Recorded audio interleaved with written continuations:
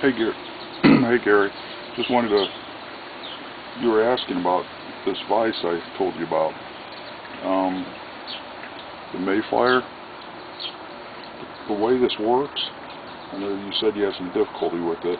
You can be real hard on this thing. It's not plastic or soft aluminum. You just, like here, this is the tabletop base. You just turn this unit down here. And my wife's videotaping, by the way. And then you just turn this to where you want it. It stays in place. And same with the vise. So you turn this on, just a threaded shaft. And I like mine by right here, so this thumb locking. See the hair nut? And that's it. And just double check now you have something to grab. You really crank that in. You're not going to hurt anything. And that's it. It's stable. So you can really crank on it, is what I'm saying. I know you were concerned that it was that it wouldn't hold it in place. Don't worry about it. Grab it, crank it on. You're not going to hurt this thing. And so there's two knobs. You're aware of this. It has that thread cradle, and it has a locking feature for like flosses or what have you. So you just put the hook in here. Try this little hook here. I think this is size 22.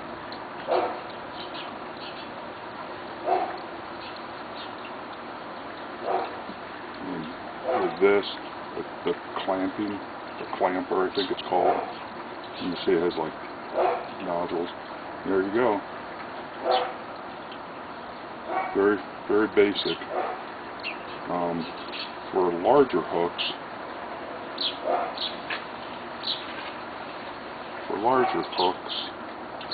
I think this is a 1/0 saltwater hook.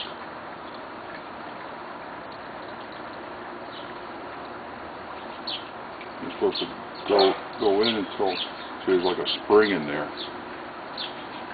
So you go until it contacts that, and then now you really crank it down because it's such a large hook. That's it.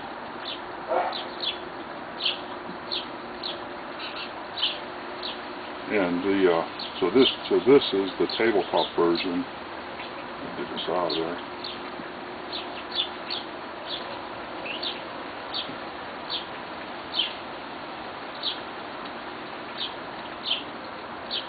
And I also want to point out look at the height here.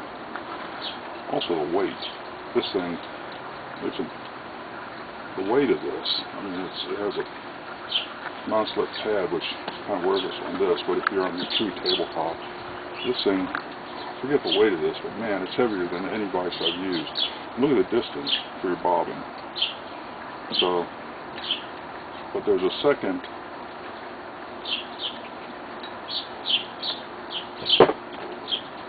Base here. This is the travel base. And the same thing has this locking nut, so you just crank it, and it stays in place. And it's here.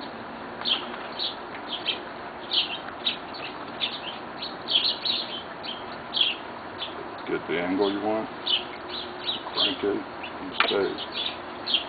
So this. Use this on the string, and it's flexible.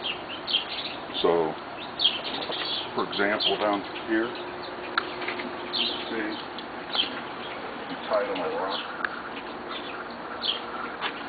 you tie it on a tree that's fallen. You know, it'll just cradle the tree as you tie. And speaking of cradle, I find when I'm tying outdoors, I tend to cradle the vise at times. Right there. So,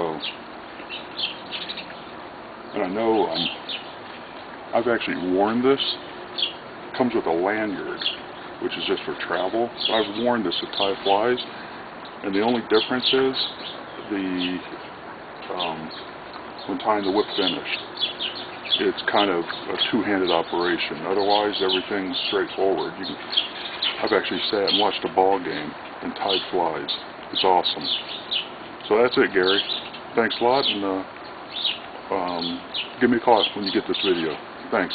Bye-bye.